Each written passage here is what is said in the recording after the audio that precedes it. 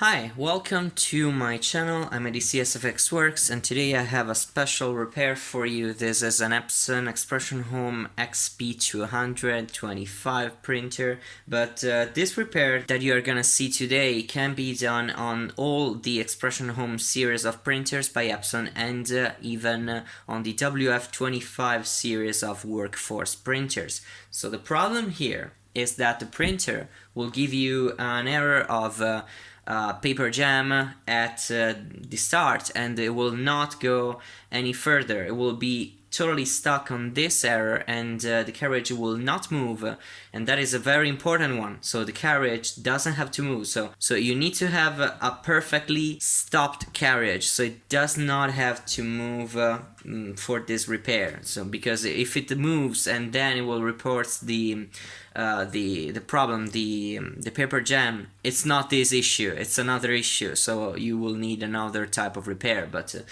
just to make it clear, these printers have a pretty known issue with a component on the main board of the printer. So we're gonna work on this one. Well, not this one, this is a donor board, but we're gonna work on the main logic board of the printer.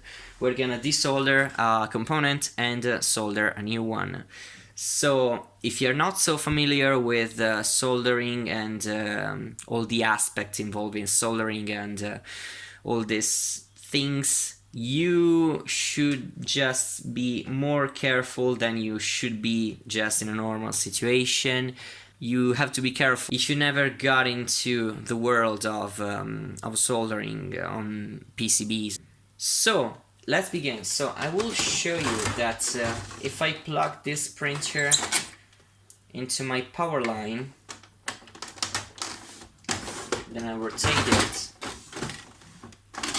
open the carriage, you can see that the carriage is stuck in this position. So normally when you will have this problem, so that particular component breaks onto the main logic board, the carriage will stop in this exact position. So that is even another symptom that you will have this issue. But if you power on the printer, it will get instantly into an error state. You can see, if you have a printer that is from the series of XP300 and 400, you will get even something like an LCD that will tell you, hey, there's a paper jam, and something like that. But in the XP200 series of printers, you will not get anything like that because there's no LCD, of course. So let's start this repair. We need to disassemble the printer and remove the main logic board for this. So let's start by removing this part that we have to remove for later. So let's do it now. Then you have to rotate the printer in this position, open the scanner unit and remove a Phillips screw that you can find over here. So this screw over here needs to go, so we'll remove this. Okay.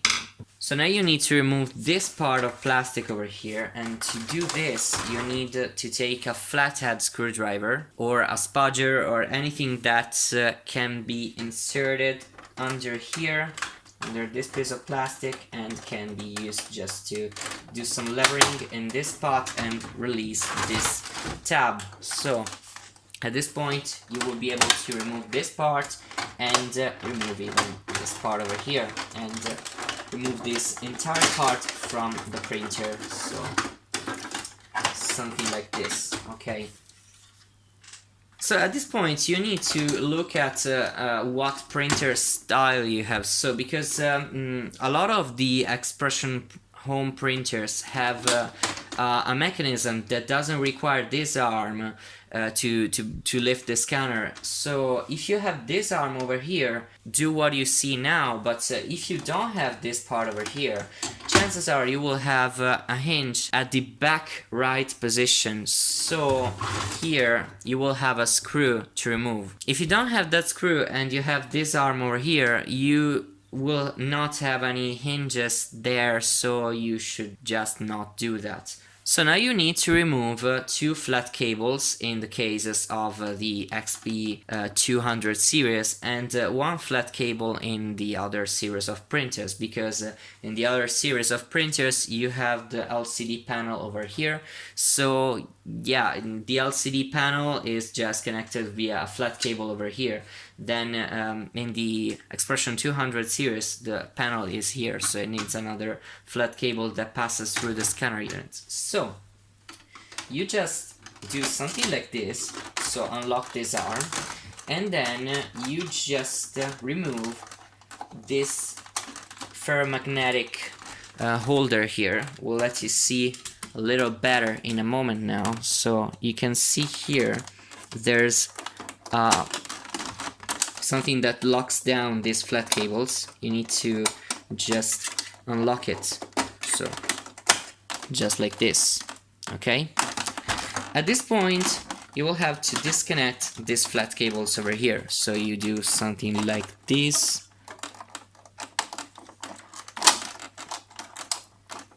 Okay, that was a pretty violent operation. You should not remove flat cables like that, but yeah, anyway. And this flat cable over here, so this one. Okay, so now the scanner unit is disconnected entirely from the printer and can be removed. So in the case of the XP-225 and all the 200 series, you need to push a bit on the left side while you push up on this part. Okay, so this part will come off. So now you slide on the light on the left side and the scanner unit will come off. So that's it. One thing that I strongly suggest you to do is to remove this ferromagnetic holder here. You will reinsert it later, of course, but for now you can remove this. At this point, if you have an XP-200 series of printers, you have one screw here that needs to be removed. This is usually not the case on 300 and 400. Then you have a screw that needs to be removed inside here. So inside here, there's a screw, and you need to remove this. So at this point, you take the printer up, like so. And then with a flathead screwdriver or anything that can be used to do this, you just remove these two tabs and at the same time you pull this part out. So that's how you should do this. And at the same time that you're just pushing up like this, you go on this side and you just unlock this part over here. So you should be able to remove all this part now. So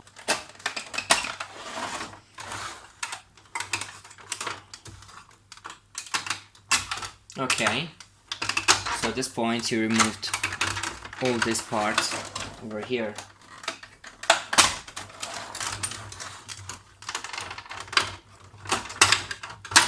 Okay, so now rotate the printer like this.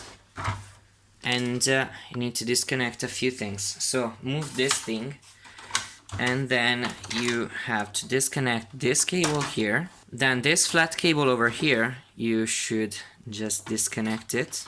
Okay. Then you have two cables that you have to disconnect. So this is the power supply, and this is the motor that connects to the, I think it's for the CR.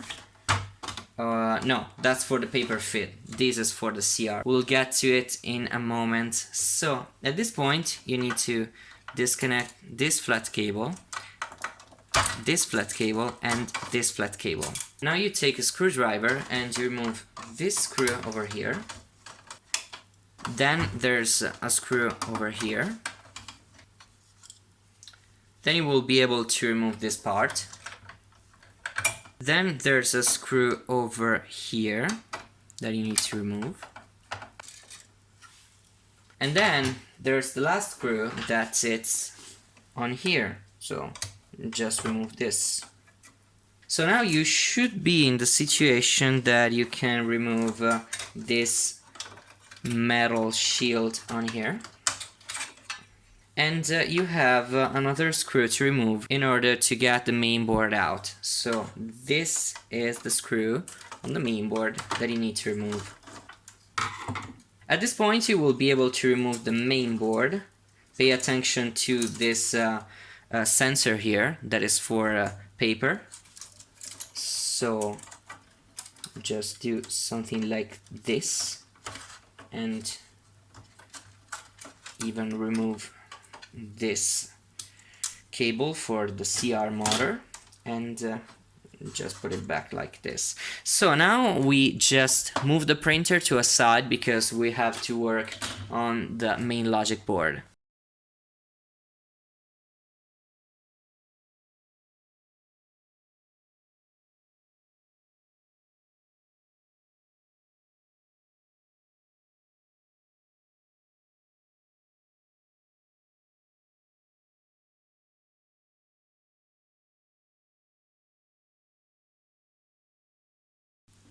Okay, so here we have the logic board and we need to get out a fuse that is on here, and the fuse is this one. So you can see here around this connector, this is the fuse F1 that is responsible most of the times for this type of problems.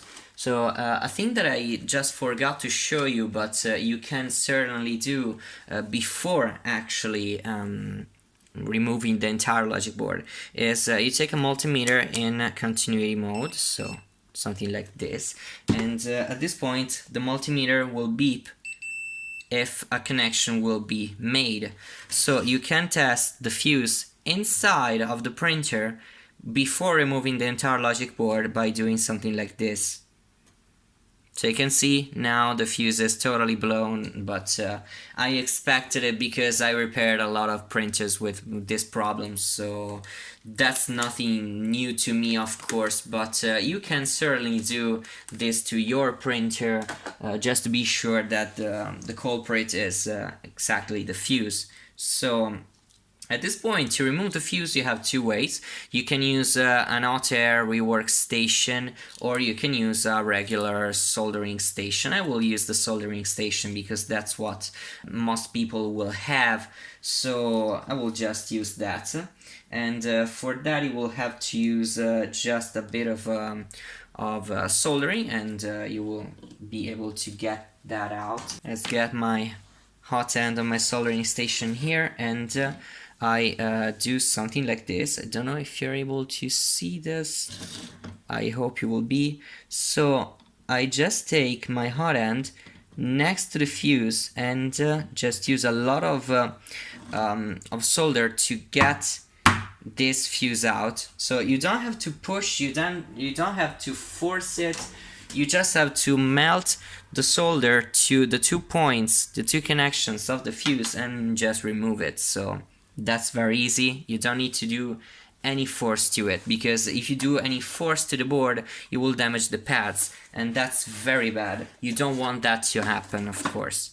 So at this point, you can use something like a soldering wick, just to wick off those pads and remove the solder on those pads. But before that, I suggest you to place a little bit of flux on that part, just to make things easier, of course. So at this point, you just take your wick, you place it on there, and then with the soldering iron, you do something like this. Pay attention, you should not inhale these fumes, because they are very toxic and they are dangerous to your health. So don't even think about inhaling those fumes when you solder, of course. If you do this on a regular basis, you should have something to filtrate and purify the air that you work in, but as I don't do it very often, I don't need that. But just open your windows and just avoid inhaling this, because flux is a substance that is not very nice to breathe, of course. So at this point, I just place a new solder on one of the 2 pads, so something like this. just a little bit. Then I will be able to solder my new fuse on there. So what fuse you have to use? This is 0.5 amps, 30 volts, and it's coded F. So like the one that you removed from the board. But pay attention, you have to check on the board and on the fuse what letter it has, because some boards have a K fuse. It depends by the printer model and many other things. So these things are literally so small that I can't even pick up with my regular tweezers. You can see that. Not even possible to pick up with these tweezers, so I need a different type of tweezers. Luckily, I have my iFixit Protect toolkit here, so I can get the other type of tweezers that have very thinner parts at the end, so I can use these to grab that fuse, of course. So to place the fuse on here, and I literally lost my fuse. Oh, here it is, of course. You place the fuse on here next to the part that you added solder to, and then you just solder it in place. So that is not the easiest thing to do, if especially if you don't have any magnifying glass or anything like that, but I'll try my best to get it aligned. Of course, it's not necessary that you get it aligned, you just have to contact with the two parts of the board, but you know, I just want it to be aligned. And then you can solder the other part of the fuse to the board. And now the fuse is soldered correctly to the board. You can now see the terrible job that I've done. Well, it's not so terrible, but yeah, this is what you have to do. You have to replace that fuse most of the time, so 99% of the times that you have a problem like this. So at this point you can clean the board with 99% isopropyl alcohol and take the board back into the printer. Pay attention that with this video I'm not telling you that if a fuse blows you just have to replace it with a new fuse and you're good to go. I just replaced it on this board without checking for any short circuits on or anything like that, for just the reason why these boards fail so much times for these reasons, for this fuse. So that is just the way it is. So it's obvious that you diagnose a board and you don't know why a fuse is blown. You should be checking for a short circuit before replacing a fuse, because most of the times if a fuse blows, there's a reason why it blew. But in this case they just die. They just die with no reason. So yeah, you can definitely replace the fuse without even checking for a short. So at this point we can take the printer back and reinstall the main board inside. Let's begin. So let's take this board in. Should be checking that it's placed correctly before screwing it in any further. The paper sensor is in the correct position, screw holes, yeah, everything. So we can definitely take this screw in. The first thing that I'm gonna do is just to take this screw and fix the entire board to the printer. Do not screw this too hard, because you don't have anything at the other side of the printer. This screw just screws these two transistors on this part. So you're screwing this on a part of the PCB that is subject to flex, so should be paying attention to that. So at this point we'll take this back. So of course before doing that I will reconnect the CR motor to the main board, and now I will take this back.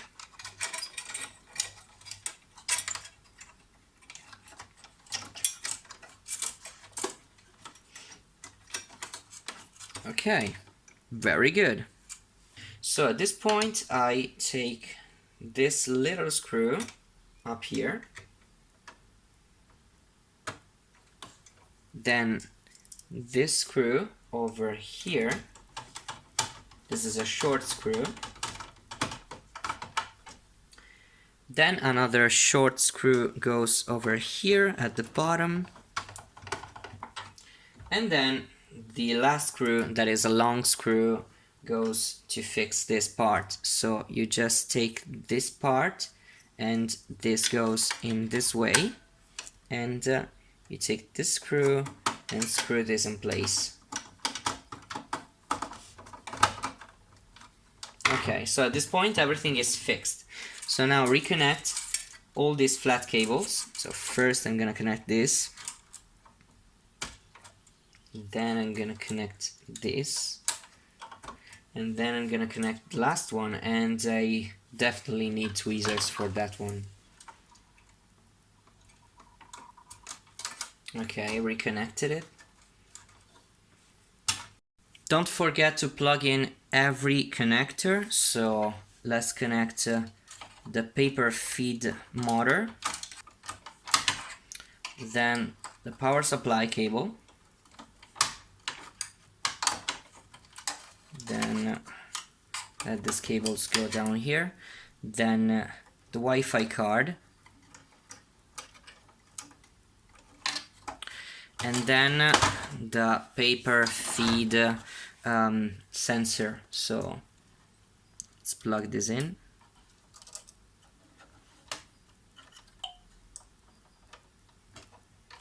This is the optical sensor that checks the movement of the paper feed by this encoder here. So now we are ready to reassemble the entire printer.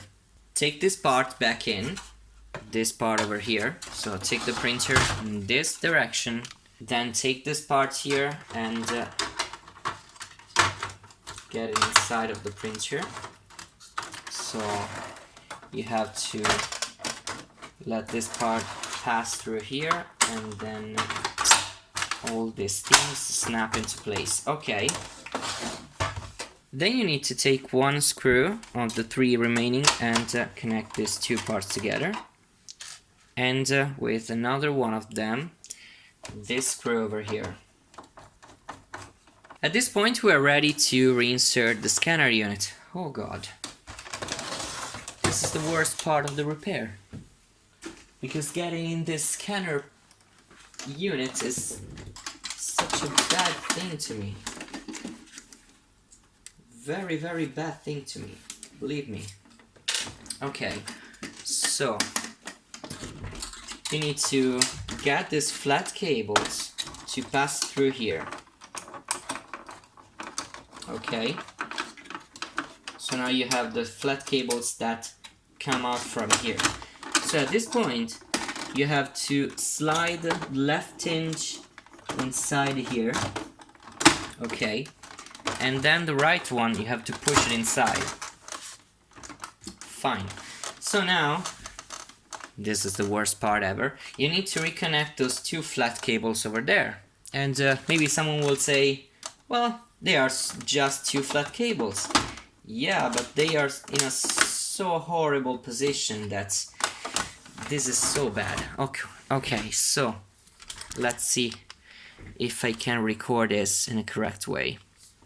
So get this holder here, get the 2 flat cables, and insert this part here.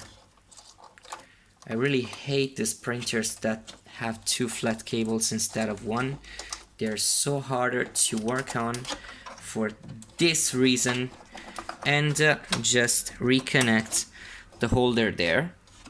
Okay, so now this flat cable needs to go inside here. Then you take a pair of tweezers and you plug this in.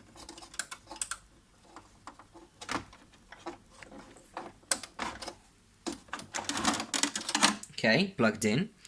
And then this one that is a bit bent because I removed it in a so violent way before, and you should not be doing this.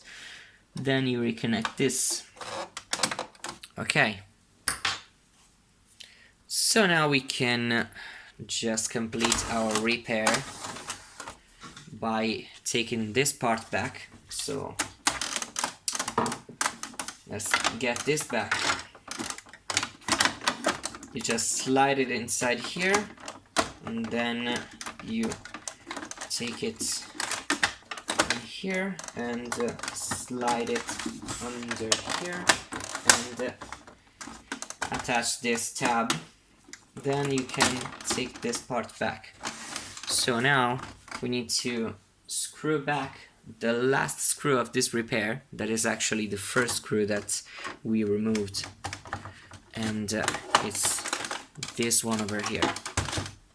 Okay, so you can now close this, move it to the back, and get this part inserted correctly. So to insert back this part, it's very easy. Just need to open this, move this around and on the right side, then take this thing in this way, then bend it just a bit to insert this, and bend it just a bit to insert this, and this is inserted correctly. So let's plug this printer in and see if it works. Connect it.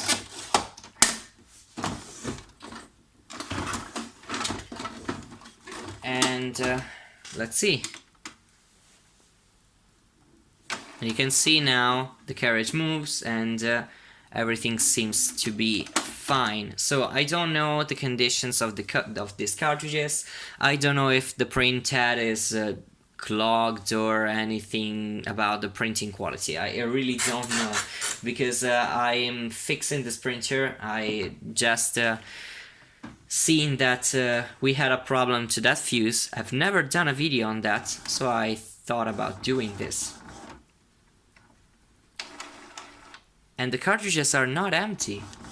That is so nice. Okay, so thank you for watching this video. I hope you liked it and it has been useful for you. If that's the case, hit the like button. Get subscribed if you like videos about printer repair, printer reviews and everything like that. I mainly do videos in Italian, but sometimes I do videos in English. So if you're interested in printer repair videos, just subscribe to my channel and enable the notifications to be notified on my uploads. So thank you and see you in the next video. Bye.